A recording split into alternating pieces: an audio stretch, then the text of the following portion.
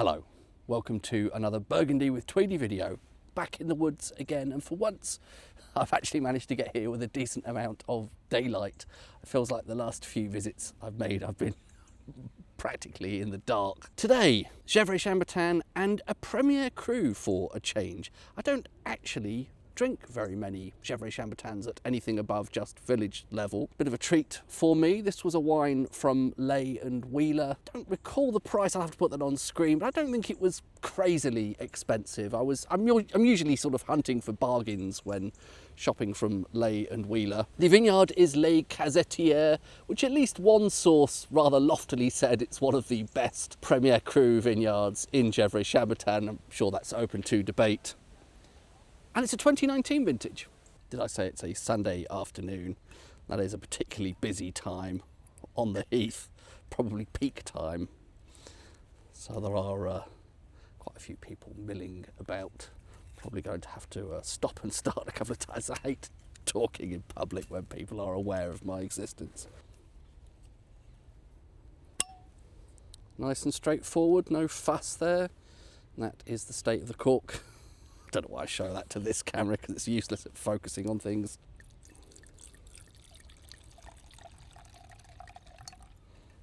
What do we think about that colour-wise? I would say that's ever so slightly lighter / paler from the midpoint. Lots of people passing by. Like I say, Sunday afternoon, not a great time to do this sort of thing. Oh well. Before giving that a swirl,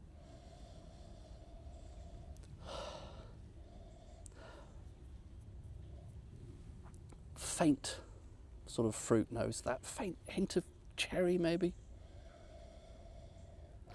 Possibly something else. Tempted to say Sous-Bois, just as an excuse to use a bit of B-roll of the delightful forest floor strewn with acorns and so forth. I hear it's a mast year this year, so we're getting a particularly bumper crop of acorns. Give that a bit of a swirl. I don't know if my nose is perhaps being a bit reluctant to do its job the past couple of days. I did have a cold about a week ago now, but I'm pretty sure I'm over that. But I'm getting sort of hints of rose there, and I think some soft cherry, but neither of those things particularly pronounced. As I say, I'm starting to suspect my sense of smell's not working so well rather than anything else.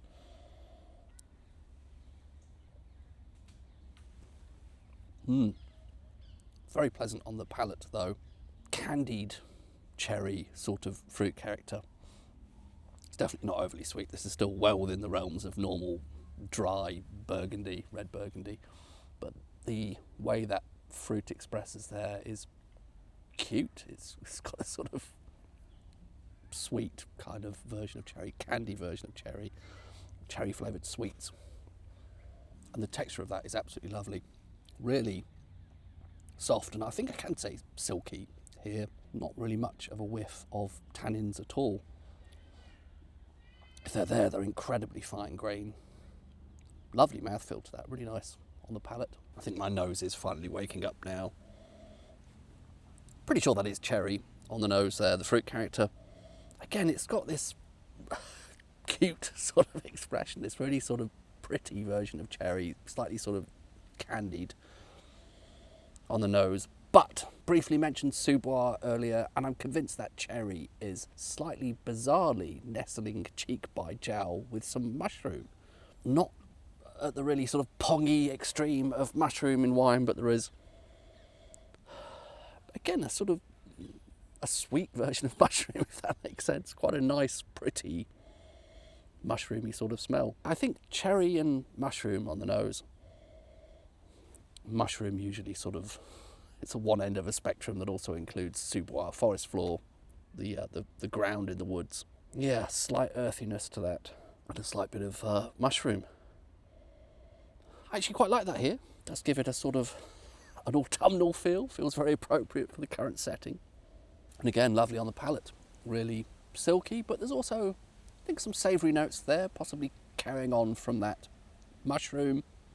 Little hint of salinity, possibly. Tiny little twist of sea salt on those those mushrooms that are oddly being cooked together with cherries. It does sound like a weird combination, doesn't it? Mushroom and cherry. Somehow it works here. This is all wrapped in a very vinous envelope. It's a very winey concoction. These are just the facets that I'm able to pick out from it. And there probably is more to that I'm missing as well. So on the one hand, it's got these cute, playful notes, the candied cherries, the sort of sweet notes to it. But the sous-bois, the mushroom, the savoury notes, the salinity, all of that speaks to me of serious Burgundy, of stuff that, you know, people who are really into aged Burgundy and the slightly more acquired tastes of Burgundy. That's the sort of stuff that they're generally into, isn't it? Mushrooms and so forth. That sort of gamey version of Burgundy. And it's nicely concentrated, but remaining slightly on the light side. It's definitely not inconsequential, but I would say it's not, certainly not the biggest, sort of thickest, richest Gevrey Chambertin I've had in a while. There is a very nice level of ripeness to that fruit. That's something that's quite a characteristic of 2019, isn't it? Lovely sense of ripeness, but it is slightly on the lighter side while still maintaining, I think, overall a cherry character rather than red berry fruit, which is how lighter Pinot from Burgundy tends to end up.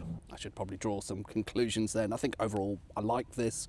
It is nice. It has a sort of, there's something about that mushroomy quality to it that gives it this slight sense of opulence somehow. I'm reminded of, you know, posh mushrooms like porcini, or maybe even veering ever so slightly truffly, something like that. It does somehow, yeah, just make the whole thing a bit more classy.